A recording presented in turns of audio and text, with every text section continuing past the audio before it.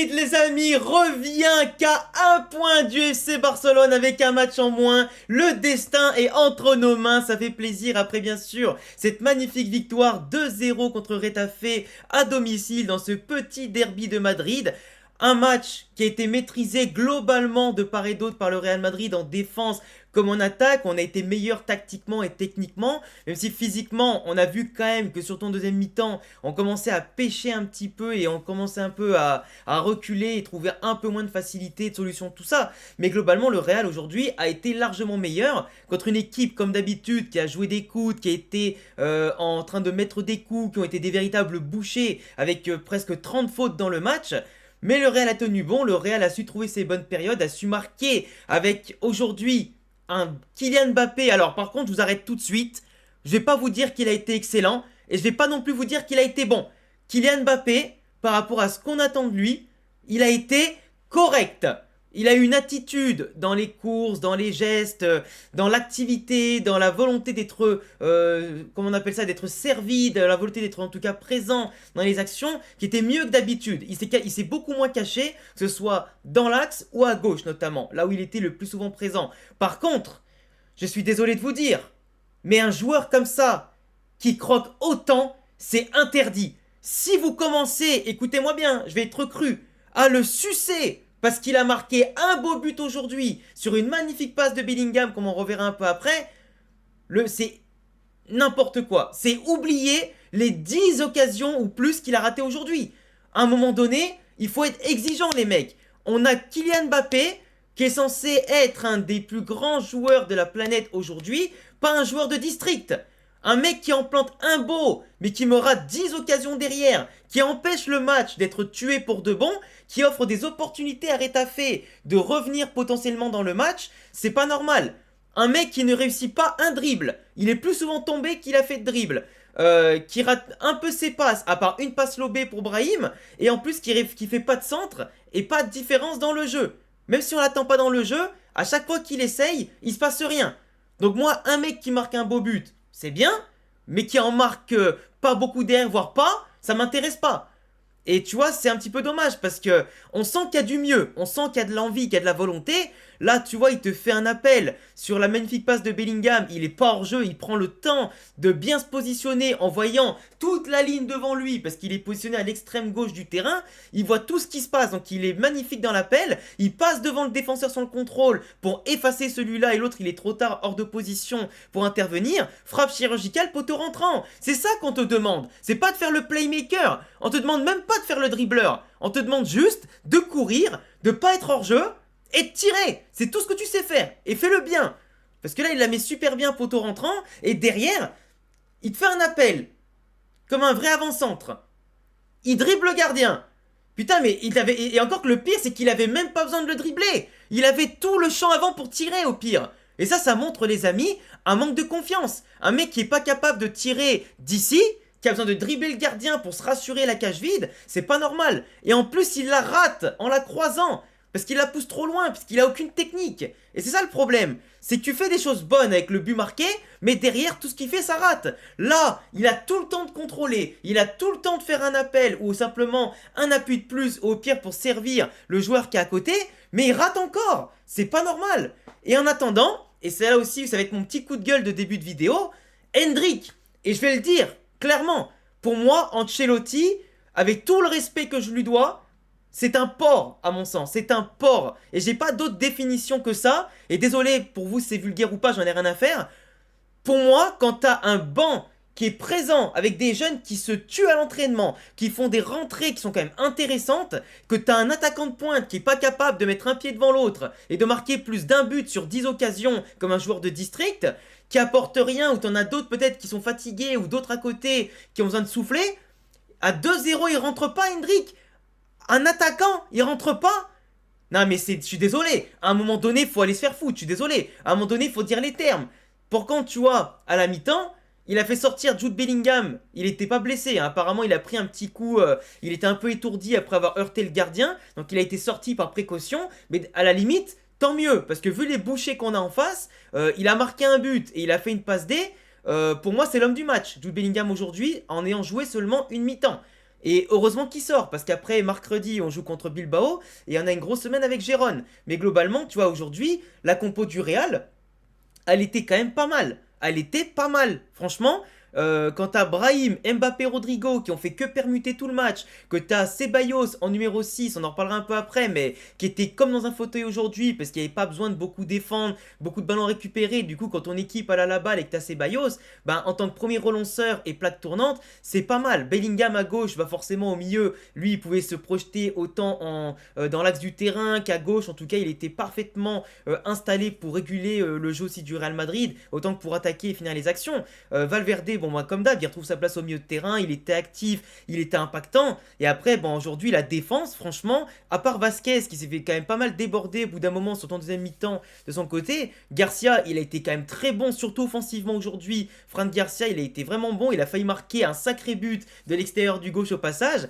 Et Rudiger, Asensio, tout comme Courtois, qui ont fait leur match, qui ont été excellents. Franchement, il n'y a rien à dire, tu vois. En face, tu avais des joueurs comme Niom qui n'étaient pas aujourd'hui dans un grand jour et qui en plus auraient dû prendre peut-être un carton rouge. Et après, voilà, tous les joueurs comme les Arambari, Mila, Perez et tout ça, ils ont été un peu annihilés entre l'attaque et le milieu de terrain. Alvaro, l'ancien du Real Madrid, qui s'est frotté à Asensio, son ancien coéquipier au Castilla. Et à Rudiger, il n'a pas eu beaucoup d'occasions et de ballons à se mettre sous la dent malgré son envie de prouver contre son ancien club.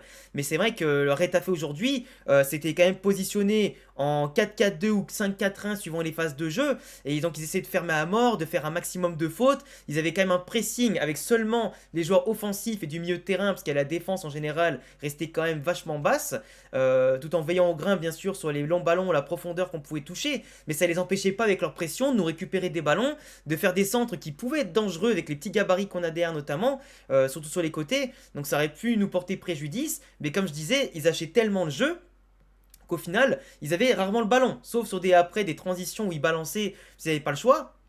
Mais c'est vrai que c'est compliqué, mais ils avaient tellement de, comment on appelle ça, d'agressivité, qu'en fait on aurait pu avoir plusieurs penalties. Là, Rodrigo qui fait son crochet extérieur, moi je suis persuadé que le défenseur le touche vraiment avec l'arrière de son pied et qu'au final bah, Rodrigo il tombe pas tout seul parce qu'il le met vraiment dans le vent. Et en plus Rodrigo qui a fait un très très bon match quand même pour un match de reprise après 2-3 semaines de blessure. Donc il a été quand même pas mal dans les mouvements, dans les percussions, dans le collectif. Il a été un peu perso à 2-3 moments, mais sinon il a bien géré ses temps forts. Donc j'ai beaucoup aimé, à part quelques maladresses où à un moment donné la balle lui tombe sous le pied malheureusement sur une transversale. Mais à part ça, je trouve qu'il a quand même été en jambes pour un retour. C'est bon signe. Là, il y avait un jaune sur Niom. Alors, le ballon n'était pas encore rentré en jeu. Le corner n'était pas encore tiré. Donc, forcément, le joueur, bon, il y a des accrochages, il prend un jaune.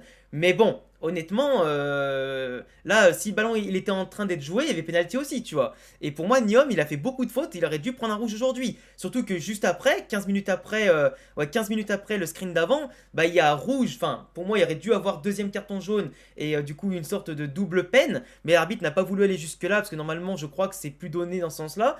Mais du moins, c'est évité. Mais c'est vrai que là, tu vois, la croche Rudiger, la VAR, elle a vérifié pendant 5 minutes un truc qui était évident. Donc après, Jude, il plante son penalty comme un grand leader qu'il est, en montrant comment tire les penalties surtout, en étant serein et pour bien lancer l'équipe.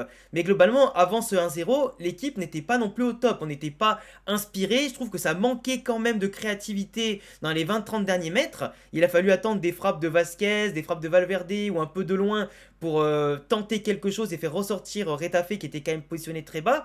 Mais on n'a pas réussi souvent à cadrer ou à tenter de vraies choses. Comme je disais, on avait quand même beaucoup de permutations entre Brahim, Rodrigo, avec Arda aussi à des moments et aussi avec Kylian. Ça permettait de déstabiliser l'adversaire, de gérer l'espace sur la longueur tout comme la largeur. Et ça permettait simplement aussi sur les transitions d'exploser, avec souvent Fran Garcia et Vasquez qui étaient d'un côté comme de l'autre en train de dédoubler ou d'apporter du soutien.